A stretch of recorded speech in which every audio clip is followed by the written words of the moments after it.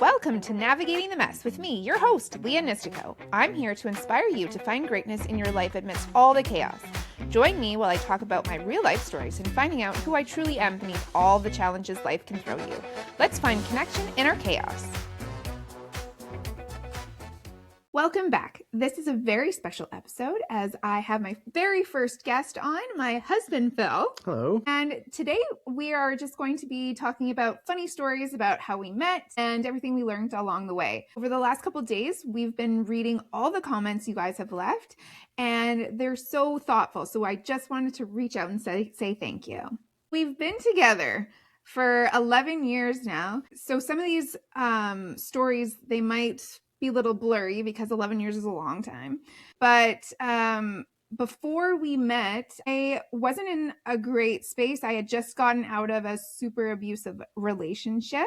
I was single for, I think, about a year before meeting you, right? Mm-hmm. Yeah. I was living in a house with some other people as roommates, and they had told me, they're like, Lia, you should get onto a dating app, which I was super against. I didn't want to do any part of that. I wanted to meet somebody on the street or in a coffee shop, like something like that. They're like, in this day and age, you're not going to meet anybody and just randomly. Everyone's doing it through dating apps. So I kind of got pressured into that. I downloaded it one night. I did not even put a profile picture. I was just so scared of dating, but I knew I had to do that in order to get to marriage and having kids, which was everything on my bucket list. So I didn't put a profile picture, and basically all the guys on there were just, where's your profile picture? It was just really annoying. So I went to go delete the app that night. Right as I'm gonna hit delete, stop the account, Phill messaged me in Plenty of Fish. It was weird. I don't remember exactly what you said, but it wasn't, where's your profile picture? I kind of entertained it. Maybe it was like, tell me about yourself. Yeah, I think I tried to make a connection by reading your profile and trying to find some common ground, something that we were both into, and then start a question with that. Yeah, and I think it was active because I am active and I like to go outside, and so do you. So I think that's where we started off. And so I was like, oh, wow, that's refreshing. He actually read my profile. So maybe this one's a good one. We ended up talking. So funny because we ended up knowing somebody, like a mutual person. But the kicker to that one is the person he knew was the younger person. The person I knew was the dad, but they had the exact same name. So it was funny. Plus, I don't know if you had a profile picture, but I think I did. Yep.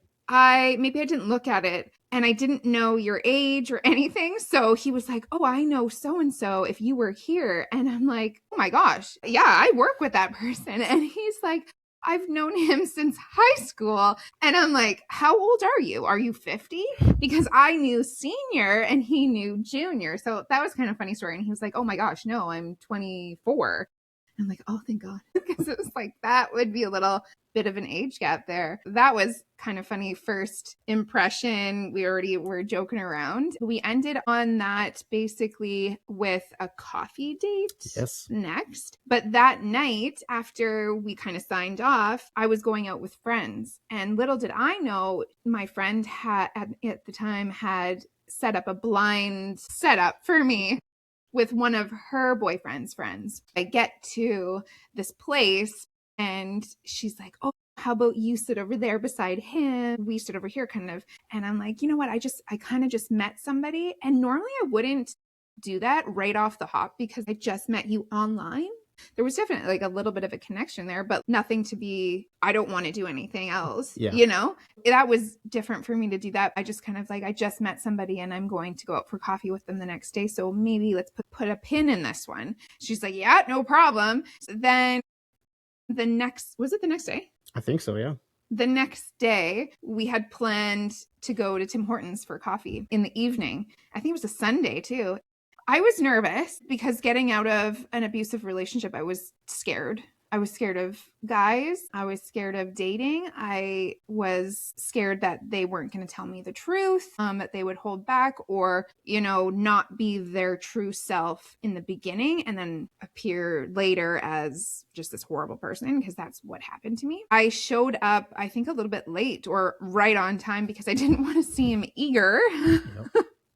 And I also didn't want to be the first one there because, I don't know. I remember walking in and you were sitting by the window there. I knew it was you from the picture. Yep. Because I did creep you after. I was playing it off like I didn't notice that you were there. So I ordered my tea, I think it was, and then I walked over. I was so nervous. I didn't know how it was going to go or anything. I don't know how long we were there for. It was a while. It was probably a couple hours. Yeah, at least a couple hours. Yeah. I did not take my jacket off. It was wintertime. Yep. It was January. I didn't take my jacket off inside a building the entire time. I was totally zipped up. Very reserved. All the way. Yeah. I had my tea and it was basically, if this is just like, no, I'm going to leave right away. It was kind of giving off that vibe, but also like, yeah, I was very not open. And maybe I wasn't ready to date yet. I wasn't giving anything. Like I was answering all his questions. So I think for me, I was extremely nervous when she walked in. I definitely knew that you were there. I was playing the exact same card of not pretending like you weren't there. I thought as long as I keep asking questions, we're going to find some common ground and it's going to be a good date. So that's what I did. It was just, I feel like I was interrogating you for 2 hours. Yeah. That was the end of it. Like, yeah, you were just like asking me all these questions and all I did was answer them with a couple words. I never asked you a question, which much. No. I don't think maybe like where you worked. Yeah. And what you do for fun, but I don't think I cared at that point. I was just happy that you didn't walk out and that was the end of it. I remember when answering your questions, I would look outside a lot and just see Metro. So that was the Tim Hortons we were at. When leaving, I was like, this guy's never going to call me back. I never took my jacket off. I was uncomfortable. It was zipped up all the way. I answered just all the questions within a couple of words and I didn't ask him anything about himself. So it was like, maybe it seemed like I wasn't interested, but I was terrified. I was terrified and I was nervous. That was holding me back from being who I was or who I am. You want to be who you are at the beginning so you can, find common ground. Right. And, maybe you are a good match but maybe you aren't. And then you'd find out at the beginning, right? So I did not think he was going to call me back, to be honest. For me, I think I was getting some advice from friends and you can't be too eager beaver to text her, call her. So wait a couple days and don't make it seem like you're too desperate or anything like that. And I think it was making you a little bit fearful that I wasn't going to text at all. But I was equally nervous and anxious because I wanted to text you. I wanted to get to know you. And well, it was 4 days. Yes, he waited 4 days. So I remember it was a Thursday because that was Sunday. So I came home and I'm like, yep, obviously that was a flop. And every day that passed, I was like, okay, you did this to yourself. You didn't really give much. And for the next one, basically, just try and be yourself. Then on Thursday, I got home and I got a text from a random number and it was you. And I was like, oh my God. Wow. So he set up a first date, I guess, on that weekend. It was at your house because he had owned a house by himself. You told me that at Tim Hortons. And I was like, oh, okay. So with friends, basically you bought a house and now you have roommates is what I thought, because buying a house is so expensive and everyone I've kind of been around has had roommates because they couldn't afford it.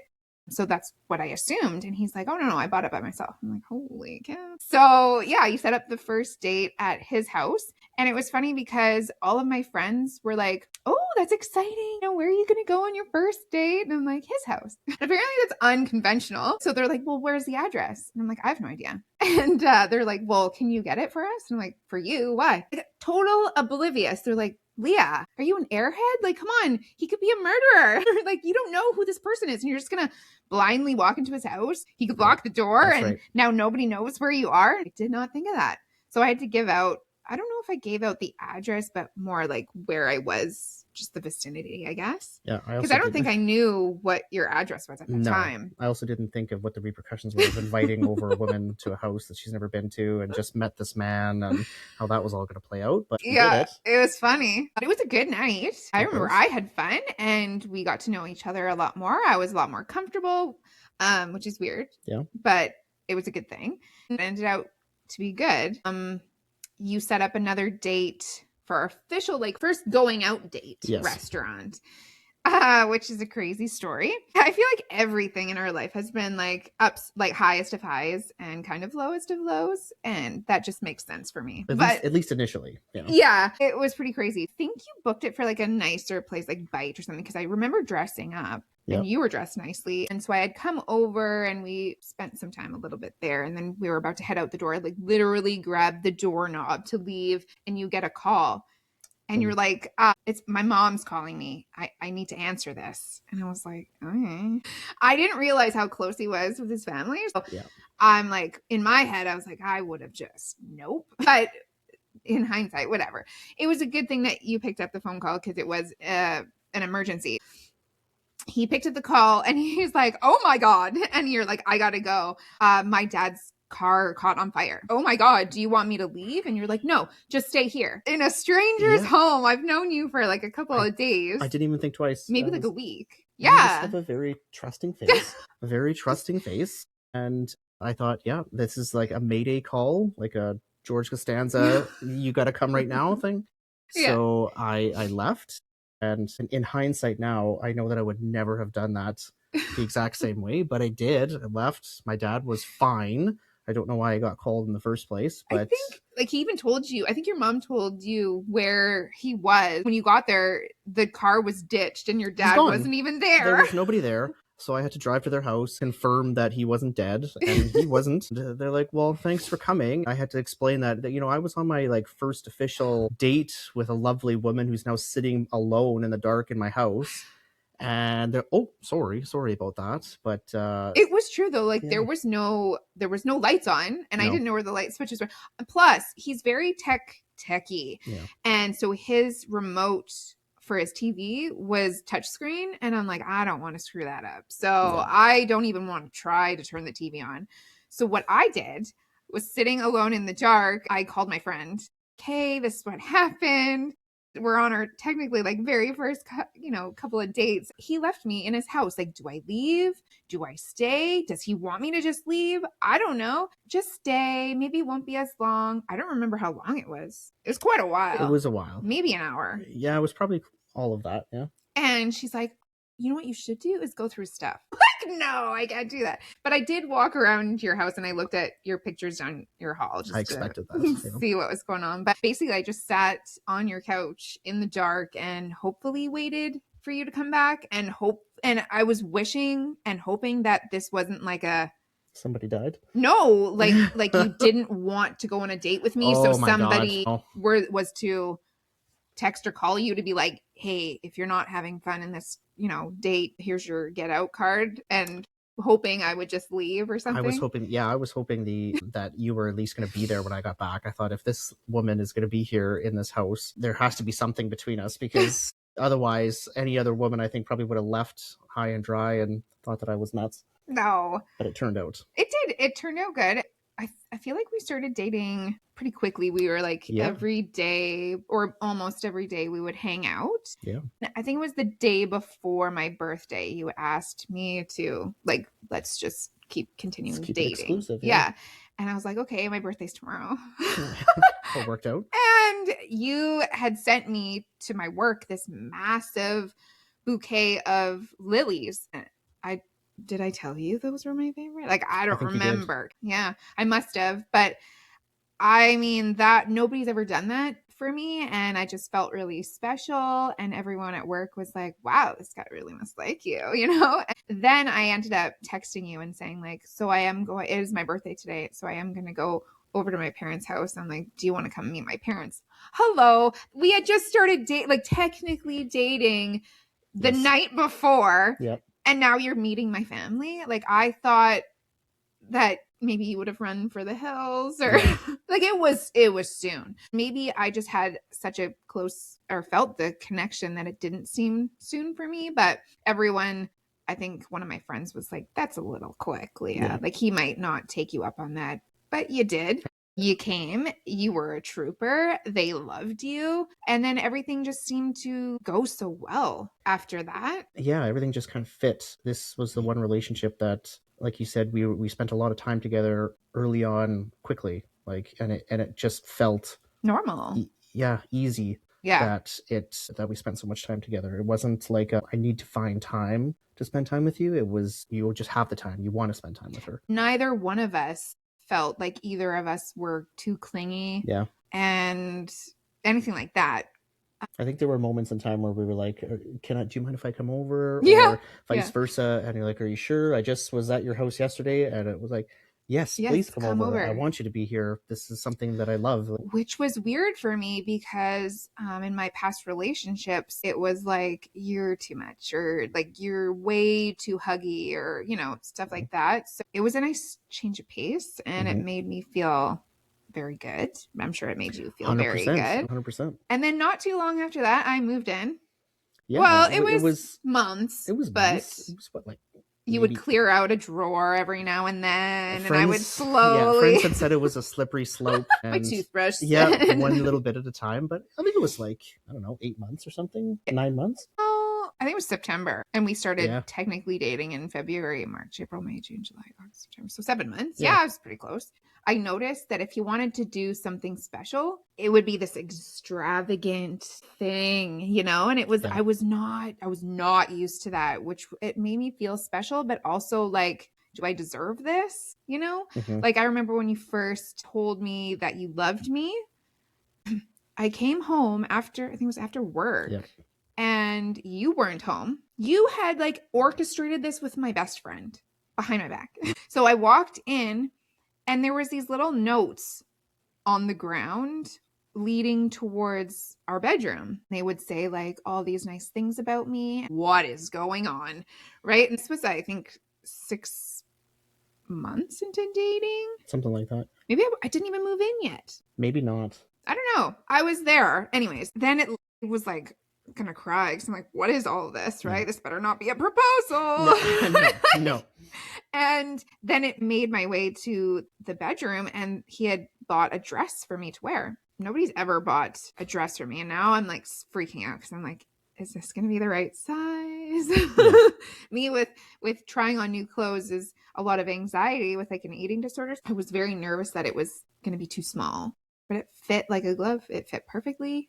I was like, what's happening? We ended up going to Centennial Park and getting pictures there. My best friend was into photography at that point. So she was like, yeah, let's take some pictures. He told me he loved me. And I was like, whoa, like normally people don't do all of that for that.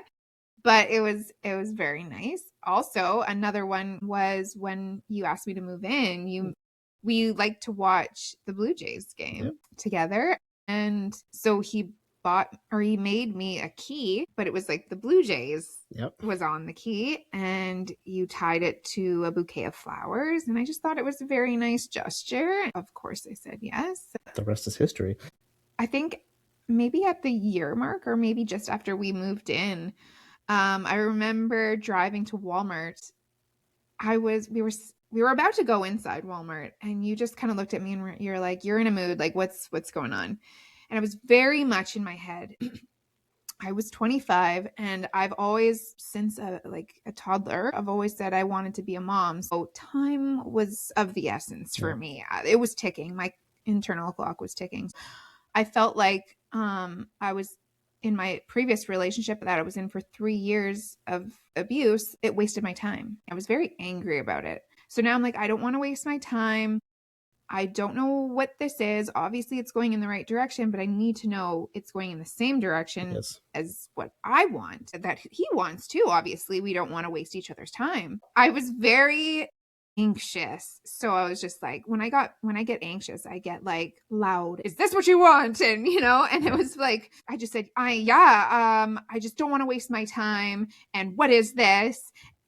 what is this turning into? I have a time frame of, I want to get married and I want to have kids within like a year or two. You good with that? Like, it was almost like a scare tactic. Like, if he's scared, if this scares him, he's going to leave, and then our time isn't wasted. Yeah. Right. So that's kind of where I was at. And he was very calm at that. I thought you were going to like jump at the bit, like just, oh my God. He was just like, why do you think I bought a house with 3 bedrooms? I want to have kids eventually. Well, what's eventually? Oh, like, I need to have them like within 2 years. And you're just like, we'll get there. I plan on getting married and having kids. Yes, the time frame matches with mine, even though you're a year younger than me, but still very close in age. So you had all the same interests. And that's kind of when I felt kind of like, like, okay, we're not wasting each other's time. It ended up working out good. Not too long. I think it was that summer you proposed. That's right. That July. June or July. Yeah. June, yeah. I think once you knew that we were a lot more aligned on that particular subject, it was a little bit of a relief. Yeah, we didn't talk about it. Like, we did not communicate overly about that. No. We were just like, okay, but now I'm like, I'm 25. I don't want to just like date for fun. Yes. I was in it for marriage. I had already previously gotten engaged. Yep. And that didn't work out well. So yeah. That was my route, I guess. And I was glad yours was the exact same. Of course. We ended up getting married and totally learned a lot after marriage. Like, after the honeymoon was over. The honeymoon's over. Honeymoon was over. Plus I was pregnant, walking down the aisle. Didn't have any effect on me asking her to marry her one bit. No, you know what? Is that I wasn't pregnant. But it was like the month after. It was I didn't know that I was pregnant. We work very quickly in this house. I was pregnant at our wedding, and we found out the gender. We did. At our wedding. So that was very exciting.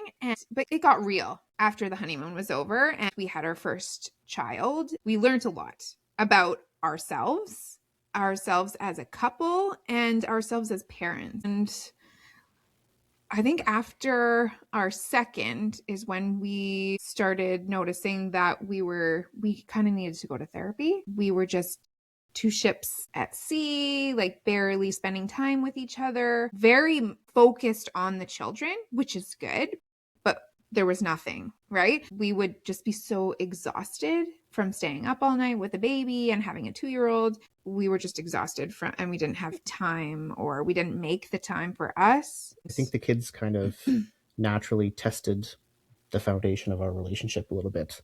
Yeah. And everything was about them. Yes, it was. We had all eyes 110% focused on the kids, which is great. But I think we kind of lost sight of our relationship a little bit. It definitely took a backseat. Yes. We started running into problems and we didn't communicate and we stopped talking. I remember at the beginning of our relationship, before one of us would fall asleep, we would just say, Gian, like, good night, and it was our nice little thing we did, and that stopped. And we would just fall asleep and we wouldn't have like hold hands or do anything like that. It was just like, I'm cooking supper and you're doing the dishes, and did you get the laundry out? And, oh, can you go help Luke or Anthony? Yeah. And it was just roommates. Autopilot. Yeah. I feel like a lot of people are like that. Like, you just go on autopilot, you're exhausted and you forget about your marriage, and that matters too. Yes. And your kids want to see a loving marriage, and we want to show our children what a loving marriage is. So we went to therapy.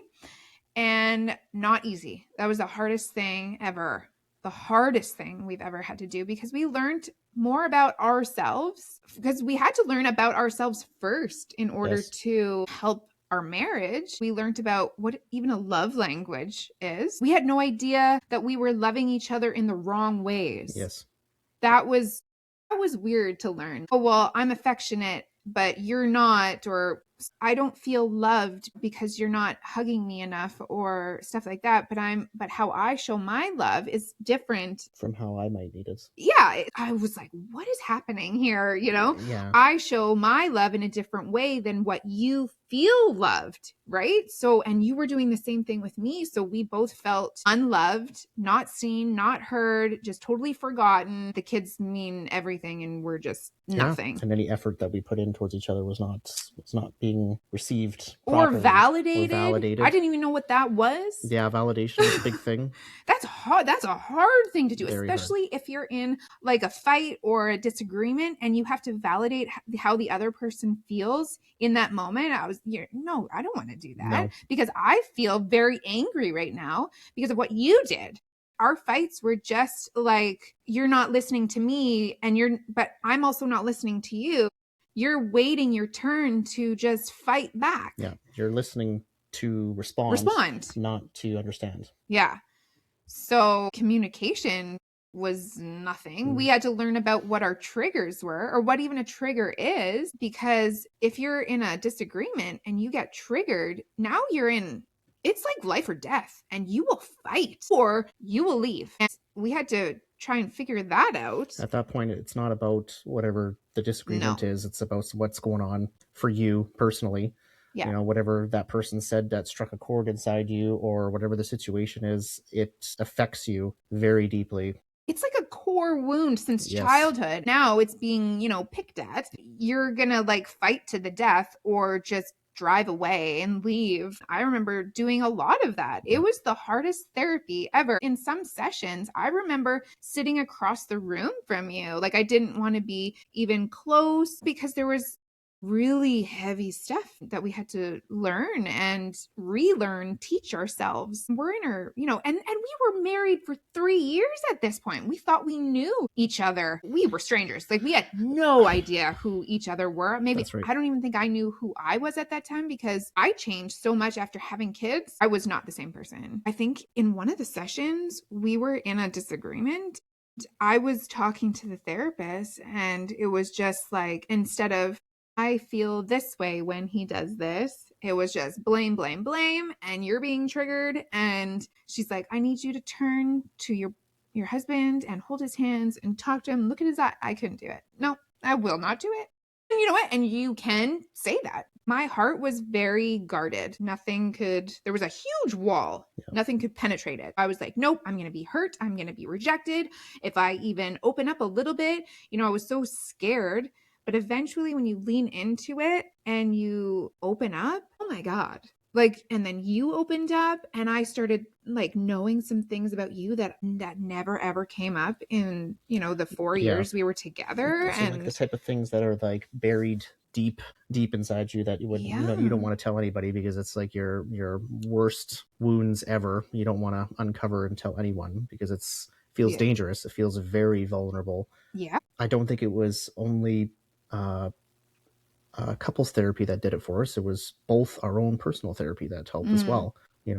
I don't think we would be together if we both hadn't committed personally and as a relationship as well. Yeah. It wouldn't have worked if only one of us wanted to go to therapy and the other one didn't. Like that would have been a deal breaker for me. I always wanted to have a family and not a broken family. I came from a broken family. You didn't. But I wanted to try my hardest to show the boys and to show us that it is possible if you both put in equal amounts of work and you can have a loving marriage. Because I always hear like, oh, once the honeymoon's over. And then once you have kids, you won't even know who this person is anymore. And you know what? That is true if you don't work on it. We put in a lot, like many years, I think 6 years of work. Like it was hard work. Majority of the times I left therapy crying and we kind of were distanced for a couple days and then we would find our way back and talk. But communication, holy cow, you need to do that. You don't realize when people tell you that communication is key to your marriage. No. I always thought when I heard that it was just a cliche thing that people told you because that's what everybody says. It is the truth.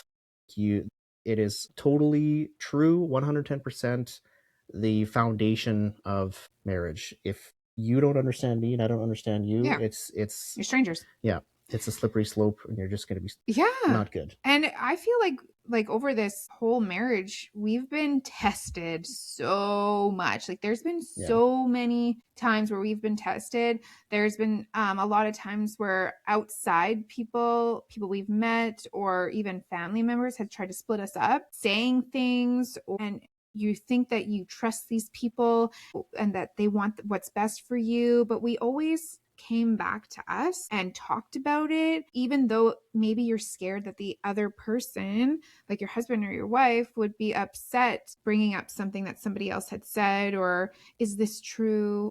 You know, we've always just been really truthful with each other. And even if it did end up in a little bit of a disagreement, we always figured it out. We became stronger after that. So we've been through it. That's an understatement, I feel like. I don't know. This whole like relationship in a whole has been a lot of work, but now we're reaping the benefits of it and of all of our hard work in therapy, and that we've stuck through it. We didn't give up. We stayed true to our beliefs and our values and what we wanted.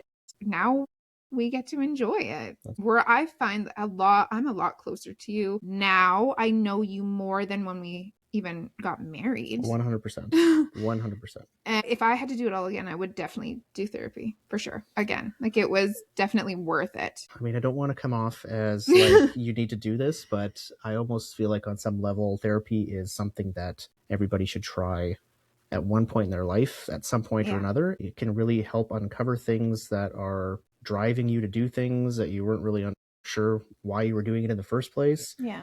It helps you learn about the other person. And about yourself. I can't say enough good things about it. I didn't know some of the things, and they really like dive deep, and it's hard. It's hard. You really need to, I learned how to like regulate my emotions. What was that growing up? Like I never learned that growing up. So that was hard, not to fly off the handle. And, you know, especially in arguments, that we did a lot in the beginning. So it was like very low points, and it wasn't good, but we learned through all of that and came out stronger in the end. Yeah. So that's us. See you next week. Thank you for joining me on Navigating the Mess. Hopefully some of this resonated with you. If so, please hit the like and subscribe button or leave a comment. I would love to share the comments every episode. See you next week, same time, same place.